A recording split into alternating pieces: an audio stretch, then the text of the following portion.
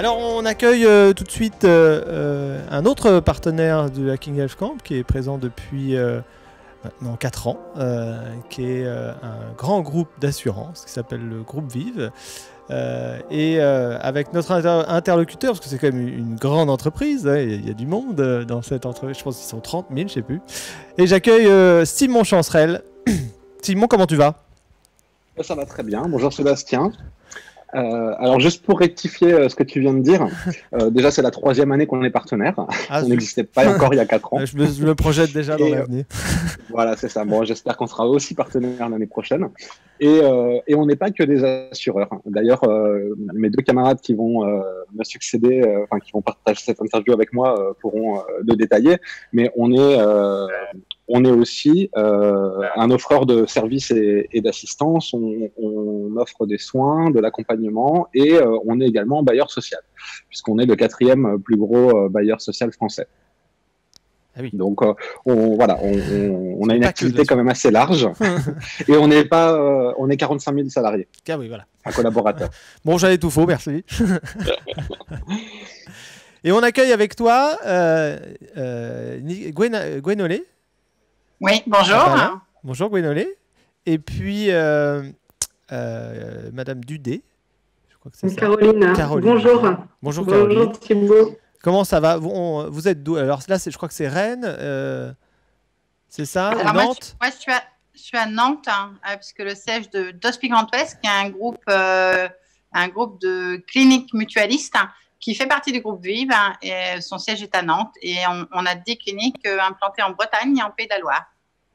Et on participe pour la 2e année. 2e année, tout à fait. Et Caroline, toi, tu es basée à Paris? Moi, je suis basée à Paris, donc à la fêtière Vive 3, qui rassemble en fait l'ensemble des fonctions transversales pour nos activités de soins et d'accompagnement du groupe. Donc voilà, comme l'a rappelé Simon, c'est vrai que ce qu'on appelle Vive 3, Hospi Grand Ouest, tout ça, c'est toute la partie prise en charge, prise en soin des patients avec votre structure, c'est ça? Oui, qui c'est... pardon. Peut-être qu'on peut présenter, Thibaut, l'ensemble de nos activités, puis après, plus spécialement Hospi Grand Ouest pour Gwenolé. Ouais. Est-ce que ça convient? On fait comme ça. Alors oui, Simon, dis-nous. Vas-y. Parmi en fait les activités du groupe dont Simon a parlé, on a ciblé 4 grands environnements: l'environnement assurantiel, l'environnement bailleur social, logement, on a cité l'environnement service, et puis un dernier environnement, et pas des moindres, puisque c'est la moitié des collaborateurs dont Simon a parlé, et c'est l'environnement soins et accompagnement. Alors, quand on a dit ça, ça regroupe quoi exactement? Ça regroupe 1200 établissements et donc 25 000 collaborateurs. Et on est organisé en 3 gros ensembles. Un ensemble dédié aux soins, dont Gwenolé fait partie, qui regroupe de la médecine chirurgie obstétrique, mais également du soin de suite et réadaptation, de la santé mentale, voilà. On a un pôle produits et services qui rassemble des métiers très larges. Ça va de l'optique, de l'audioprothèse jusqu'au funéraire, en passant par le matériel médical, les pharmacies. Et puis, on a un dernier pôle qui s'appelle le pôle accompagnement et qui recoupe l'ensemble des activités concernant la personne âgée et la personne handicapée. Et oui, ça fait du travail, tout ça. Je comprends pourquoi il y a 45 000 personnes. Ça fait beaucoup de métiers différents. Ouais. Alors, il y a sur votre site web, il y a la partie « Pourquoi entreprendre dans le mieux vivre ?» Et moi, je me demandais pourquoi vous aviez mis cette phrase. Pourquoi entreprendre dans le mieux vivre? Qu'est-ce que ça veut dire? Alors, ça veut dire qu'on est apporteur de solutions et de bouquets de solutions pour accompagner une personne, en l'occurrence un adhérent, mais ça peut être un patient, ça peut être un client. En tout cas, accompagner nos adhérents tout au long de leur vie, sur un ensemble de dimensions. Et donc, la santé au sens large, la santé au sens OMS du terme, à la fois dans la partie préventive, la partie sociale, la partie curative. Et donc, on pense et la partie protection sociale, bien évidemment, puisque c'est cœur pour nous. Et donc, on est apporteur de solutions tout au long de la vie pour nos adhérents. Et donc, on a un certain nombre d'adhérents, parce qu'on a plus de 10 millions d'adhérents et de personnes protégées. Donc, voilà, ça fait un environnement, un terrain de jeu assez intéressant. Ouais, c'est clair. Et Gwénolé, alors vous aviez participé l'année dernière, il y a aussi cette dimension entrepreneuriale et comment le numérique résonne dans la partie prise en charge. Vous êtes sur le terrain tous les jours, vous êtes au contact des gens, mais comment vous voyez cette culture du numérique s'introduire dans l'établissement en fait? Globalement, aujourd'hui, pour prendre en charge le patient, on le prend en charge non seulement quand il arrive dans la clinique et quand il est hospitalisé, mais on contacte et on communique avec lui avant son hospitalisation et puis après son hospitalisation. Et donc pour ça, on a de plus en plus d'outils numériques qui permettent que le patient soit acteur de sa prise en charge. Et donc on développe des solutions. Et à Hospi Grand Ouest, on a une belle équipe informatique et puis une synergie qui fait qu'on crée aussi nos propres outils. On ne fait pas que acheter des solutions sur le marché. Alors, comment on est organisé peut-être on a au sein du groupe de cliniques des groupes métiers qui permettent aux professionnels qui exercent le même métier dans différentes cliniques de travailler ensemble, de partager leur expérience, de construire. Ça crée une dynamique et une envie de construire et de créer. Et puis, on a une équipe informatique qui est très proche du terrain, très proche de ces équipes et de ces groupes-là, et avec eux, de manière pluridisciplinaire. C'est ce qu'on a fait au hackathon l'année dernière, mais c'est ce qu'on fait au quotidien dans notre structure. On crée des outils qui sont adaptés aux besoins des professionnels et adaptés aux besoins des patients. Exactement, dans l'esprit du Hacking Health Camp, c'est là qu'on se rejoint, oui, effectivement. Voilà. Et puis, alors, comment on crée de l'innovation? On est très à l'écoute de ce qui se passe dans le monde hospitalier en France, mais aussi en Europe. Mmh. On va beaucoup voir ailleurs. On est allé au Danemark, parce que le Danemark, il est quand même très fort dans l'organisation de la santé telle qu'on aimerait la pratiquer en France. On est allé en Italie, on est allé en Espagne. Et c'est vrai que c'est d'aller voir ailleurs, de trouver des solutions, de regarder ce qui se fait. Et ben, ça nous permet aussi d'avoir de l'idée et de l'adapter à nos environnements. Voilà, et puis on a sur Hospi Grand Ouest, on a créé depuis 3 ans maintenant. Alors cette année, malheureusement avec la crise de la Covid, la journée a été annulée, mais on fait une journée de l'innovation mutualiste à l'école de la santé publique à Rennes pour mettre en avant, réfléchir sur une thématique à tout ce qui se passe d'innovant dans nos secteurs et en particulier dans le secteur hospitalier. D'accord. Et grosse activité. Et dis-moi, Simon, c'est quoi les ambitions futures du groupe en termes de numérique ? En termes de numérique, c'est un petit peu comme je crois toutes les entreprises aujourd'hui, c'est d'amorcer une transformation où on intègre du digital pour automatiser, pour faciliter, pour aller plus vite, pour gagner du temps, pour pouvoir libérer un petit peu certains de nos collaborateurs sur des tâches répétitives, etc. Là, c'est plutôt pour la partie assurance, en l'occurrence, tout ce qui est gestion client, gestion de toutes les demandes de remboursement, etc. Donc, tout ce qui est, on appelle ça RPA aujourd'hui, enfin tu connais, mais toute la robotisation des process. Hein, et ensuite, il y a bien sûr tout ce qui est, je ne sais pas si c'est le bon terme, mais plutôt en front office, donc directement sur Internet ou sur les téléphones, qui sont des outils d'interaction avec nos adhérents. Mais après, ça peut être également, alors je ne suis pas assez spécialiste en santé pour me prononcer, mais j'imagine qu'il y a pas mal d'outils qui sont en train d'émerger et qui pourraient être utilisés dans le cadre du soin, soit dans les établissements, mais ça peut être aussi à domicile, parce qu'on travaille énormément sur ce sujet qui sont le binôme aidant-aidé.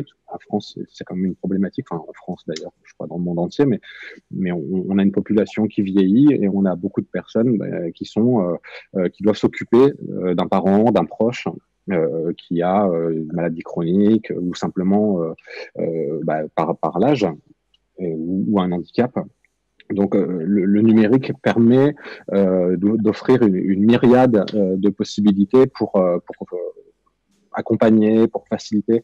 Le digital, c'est aussi de l'information, donc c'est la transmission. On le verra demain soir avec le pitch de l'équipe Diabetic Kid, mais voilà, c'est des capteurs qui sont mis sur des enfants diabétiques et les données sont transmises en temps réel à une plateforme d'intelligence artificielle qui va les traiter, qui va les stocker et les traiter, et qui va permettre après, en récupérant ces données, d'offrir un accompagnement. Alors dans le cadre du projet de Jawad, sans trop en dévoiler d'ici le pitch, mais c'est un serious game. Ouais, mais voilà, le numérique ouais.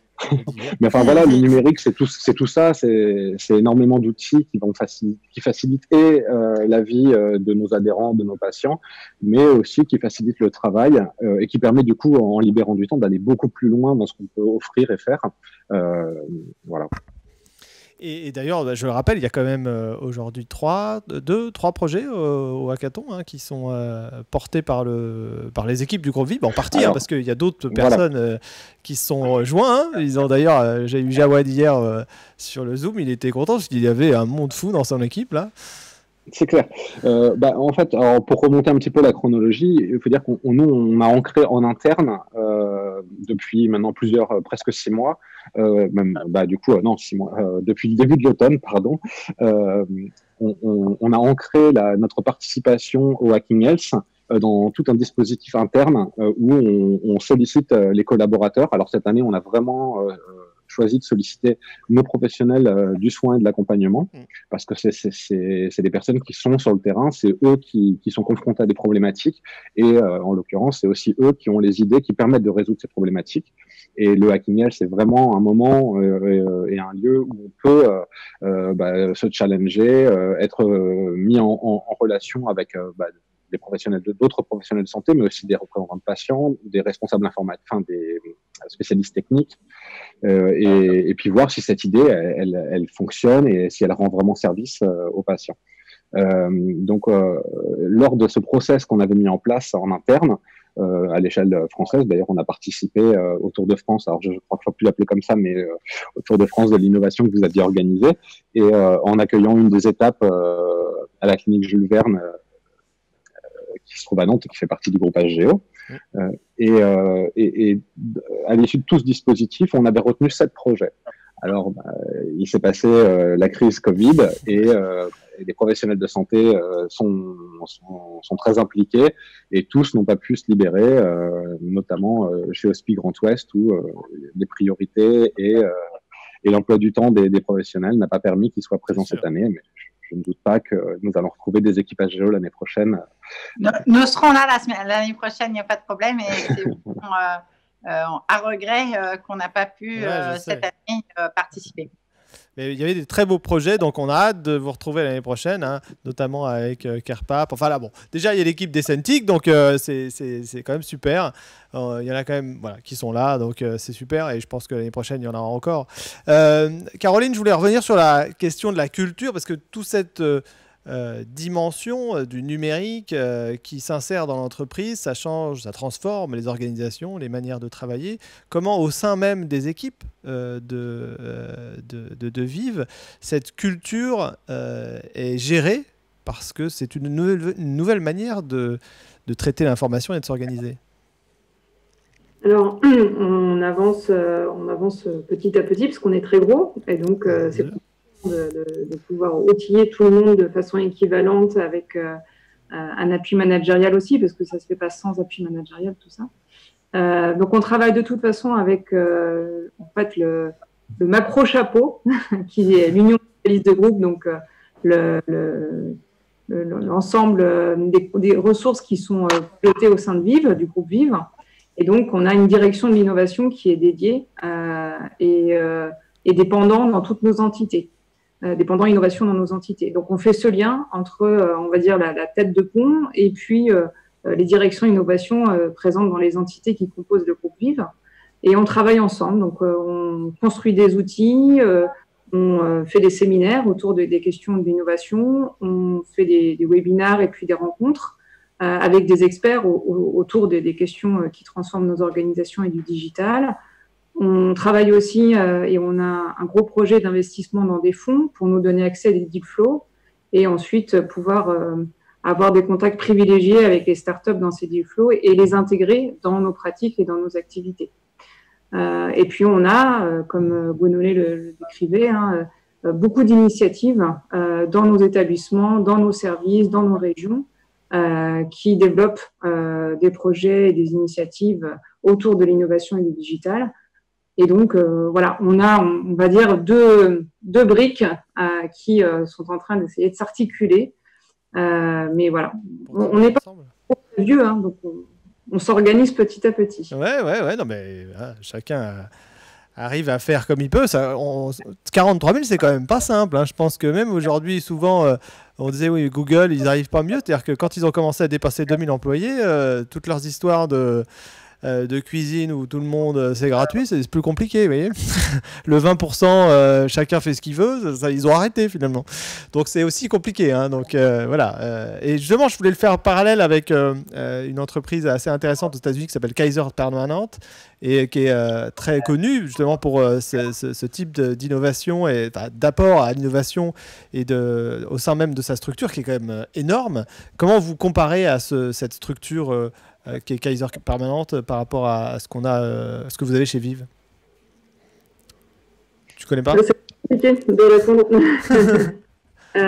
Non, mais en tout cas, il faut avoir bien conscience qu'on est des cultures très différentes puisqu'on est quand même un assemblage, un empilement en fait d'activités avec des ADN très différents. Quand on compare l'ADN du logement social, de l'ADN du soin et dans le soin, l'accompagnement, on a plusieurs ADN. L'ADN de l'assurance, c'est quand même des environnements très différents. Et d'arriver à piloter une commune de l'innovation interpilier, une démarche d'open inno interpilier, quand je dis pilier, c'est les 4 domaines sur lesquels le groupe est positionné, c'est quand même assez complexe parce qu'on vient d'endroits différents, on est issu d'ADN différents et on a chacun des démarches et des stratégies à différents échelons. Donc l'objectif pour nous, c'est déjà de mettre en relation toutes ces démarches-là, pour créer un peu de synergie, ne pas passer à côté de ce que d'autres font et pouvoir en tout cas essayer d'aller un peu plus loin et voire même d'industrialiser des choses. Donc en fait, c'est ça l'objectif, c'est ça l'enjeu. Alors Gwenolé disait tout à l'heure que vous avez des équipes informatiques en interne et quand je reprends le discours du patron de Kaiser Permanente, il avait dit si je devais refaire notre groupe, j'aurais commencé par embaucher une équipe informatique. Vous l'avez. Comment vous accompagnez les projets qui sont portés à l'intérieur du groupe et comment ça devient quelque part des startups, l'intrapreneuriat, des startups en interne qui vont faire des nouveaux services pour le groupe. Je sais que c'est quelque chose qui est compliqué. Est-ce que par rapport à ce que vous avez dit, est-ce que c'est quelque chose que vous faites déjà ou en tout cas, comment vous accompagnez les projets et les intrapreneurs? Alors, je le disais tout à l'heure, on a des groupes métiers et en tout cas une culture de projet et une culture de coopération professionnelle, interprofessionnelle. Et donc, il n'y a pas les informaticiens dans un coin et puis les soignants de l'autre, mais il y a vraiment une proximité entre les soignants et l'équipe informatique. Alors, quand je dis l'équipe informatique, c'est les ingénieurs, mais aussi des développeurs informatiques. Et on arrive, dans ces cas-là, à créer des outils. On a, par exemple, les cadres de santé et les infirmières avaient du mal pour transporter les patients entre les chambres des patients et le bloc opératoire et le retour en chambre d'hospitalisation. Ça bloquait le système, ça faisait prendre du retard sur les programmes opératoires. Et donc, on a évoqué ce problème-là puisque plusieurs cliniques avaient cette difficulté. Et on a construit un petit outil sur les téléphones portables qu'ont les brancardiers qui disent où ils sont. On peut leur envoyer un petit SMS en leur disant il faut aller chercher monsieur machin à la chambre temps pour l'amener au bloc opératoire un tel. Et donc là, maintenant, en fait, voilà, il y a un vrai lien entre les professionnels des équipes soignantes dans les unités de soins et ces brancardiers-là et le bloc opératoire, et ça fonctionne beaucoup mieux. Et tout le monde en a été content. On a amélioré, donc on a fait une première version, on l'a testé sur une clinique. On s'est rendu compte qu'il y avait des petites choses qui méritaient d'être, qu'on n'avait pas perçues au départ, qui méritaient d'être améliorées. Et on a fait une deuxième version. Et puis maintenant, toutes les cliniques ont cet outil-là. Donc, vous voyez, c'est vraiment, on part d'une idée, on a un problème, on veut le résoudre ensemble, on crée un outil, on le teste et après, on élargit. Voilà, donc... et comme c'est une dynamique qui marche bien, qui a des résultats, ça donne aussi envie de continuer, puis à plus de professionnels de s'y insérer. Et puis, on valorise aussi ces initiatives. On a une petite start-up à Saint-Brieuc sur un outil de responsabilisation du patient dans le cadre de son parcours de chirurgie bariatrique. Vous savez, il faut que le patient en surpoids, il doit apprendre à faire du sport, il doit apprendre à mieux se nourrir, et donc il a un petit outil où il dit ce qu'il a fait. Il est en lien avec ses référents professionnels de santé, et ce qui permet de voir si il suit bien son programme de rééducation et de réadaptation. Ça, c'est aussi une création maison, je dirais. Qui a été développée dans une clinique, qui est mise au point maintenant sur toutes les autres cliniques.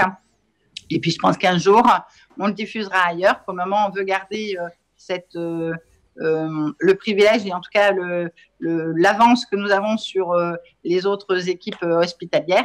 Et donc, mais cet outil a la vocation à être diffusé plus largement. Donc, vous voyez, alors on n'en est pas encore à la création de start-up, mais on est sur l'émergence de projets qui servent le collectif. Excellent, excellent. Et je pense que c'est pour ça que vous venez au Hacking Health Camp, parce que c'est vrai que ça donne un coup d'accélération à ces petites idées qui peuvent devenir des plus gros projets à l'intérieur du groupe.